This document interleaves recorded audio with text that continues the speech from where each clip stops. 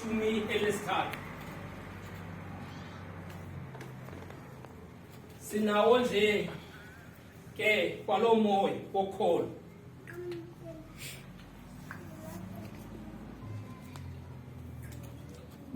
Ezincwadi xa ndiqwalasele ngoku bendijonge kula library yam phaa endlini. Zincwadi ebezikho kwangaphambili ekunofumaniseka uba ngaba ibe zezokuqala kwiTestamente entsha. Ibizileta ngaphambili zikaPawulos ezibhala eseAthena, wathumela uTimothy eThesalonika ukuba aye kuva ukuba ibandla liqhuba njani. Elo lalisekiwe kwangaphambili. Sinawo nje kwalomoya. Apha kuthethwa ngezinto ezimbini. Kuthethwa ngomoya, ogqiba kuthethwe ngokholo. Lo moya siwubona entabeni. uYesu Kristu ezaliswa ngumoya emveni kokuzinxema kwizinto zonke ezilukutya. Athi amakatolika nabantu abafundileyo yayilent. Wazila lo mfo umzukulwane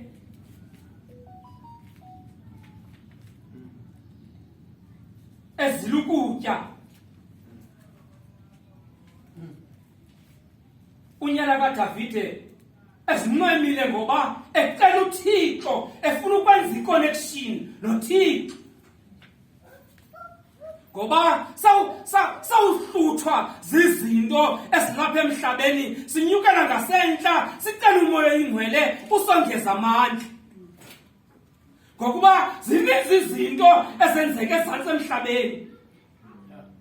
Ezinye zimbi, ezinye zintle. Kodwa zawufika ezi zimbi sibhenela kuThixo, sicela uThixo. Sithi Thixo, nangale sihlandlo sicela wena ube nathi, ungasuki kuthi, ngoba utshaba udlala ngathi. UmKristu usawuphela umoya oyingcwele okanye ubabalo lukaThixo lowusuka kuye uba inhlekisa. Okanye lawusuka ubabalo lukaThixo sibona ngaye ebuya umva engasazenzi ezazinto besithethe. Ngoba ubabalo lukaThixo luyasuka. Andilowusuka uzuko lukaThixo uzobona ngomsindo. Uthi mfoka sikefile bendigqibela indodana ndithi xa ndithi molo ndodana uthi andondodana usikefile usikhaya. Ngelo xesha lusukile ubabalo lukaThixo kuwe. Yiloo nto amaxesha amaninzi noba kupha kwakho noba kupha kowenu khawuziphithume lakho wedwa noThixo. Xa ndithi ziphithume ungasipanishi, ngoba amaKristu kwawuthethwa ngento kaThixo sometimes azipanish, enza izinto ezi-unnecessary. Khakuthethe noba yi-one day ukuzila wedwa. Mama, ukungabathuka abantwana. Noba bophula ikomiki kodwa uzawuzithenga. Ukuzinika ithuba lokuthethe noThixo. Ewe ndiyazi bayona abamameli kodwa khawuzinika ithuba. Ukucela umoya oyingcwele usondele kuwe, ngoba ubomi sibuphilayo ngaphambili zinjani. uthixo umekaleni ubukele ujonge wena uba ngaba uzawureacta kanjani awugqiba sondela mzalwane wam dadewethu kakuzinike ithuba noma ngaba yi-30 minutes noma ngaba lusuku ukuthethe nothixo ukumyeke nokwamabhengwana ngoba kanti into ekuphazamisayo ufocus apha kuye wazilibala wena nantsi ingxaki esinayo ebomini ufocusa kwizinto ezenziwa ngomnye umntu ulibala wena siqo masike simcele umoya oyingcwele usondele kuthi uphinde uthethwe ngokholo ndizawuyeka ukholo olu kuthethwa ngalo silicula yonke imihla le sicula isivumo sokholo esivumo sokholo sisuka ngasabakho kwahlalwa phansi ligqize elikhulu laseNikeya kwavunyelwana nawe namhlanje ngakuthatha isivumelwano ngawe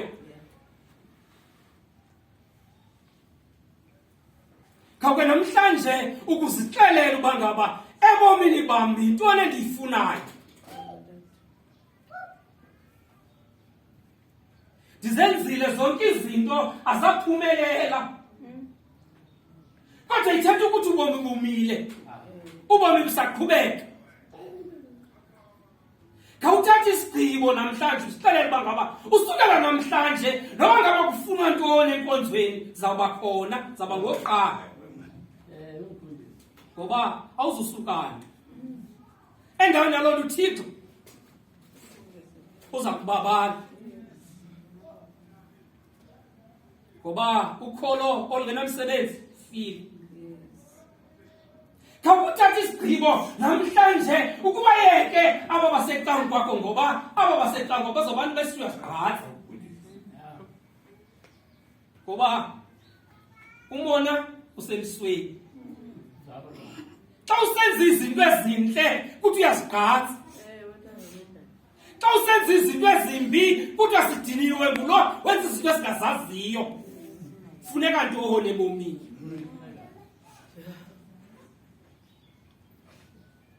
uthatha isigqibo ngawo ngoba le nto uyenzayo wenzela wena awenzele omnye umntu bantakwethu noma ngaba abazali bakho bangakuthanda kangakanani kodwa wena xa ukhonza awukhonzela abazali bakho ukhonzela wena siqo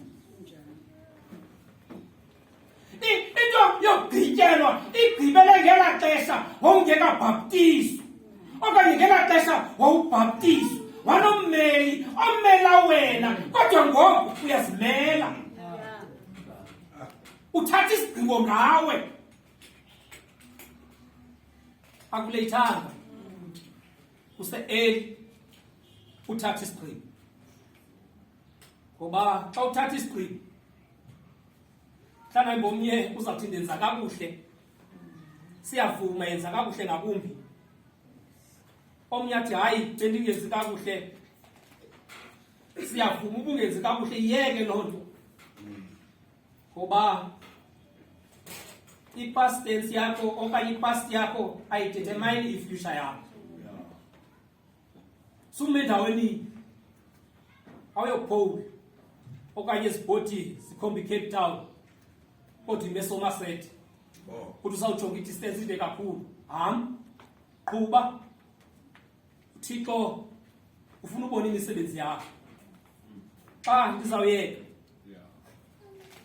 ndifuna ukuthi kuni Matopia uthixo lo simkhonzayo akaxabanga yinto ukusisombulula ingxaki zethu kodwa ingxaki ilelapha kuthi uthixo akaxabanga ukuyikhulisa inkonzo yethu kodwa indile lapha kuthi. Yabona ke thina abantu bebeke bakhulela ezilalini kunemizi ethile ekuthi noba ngaba ukuphinto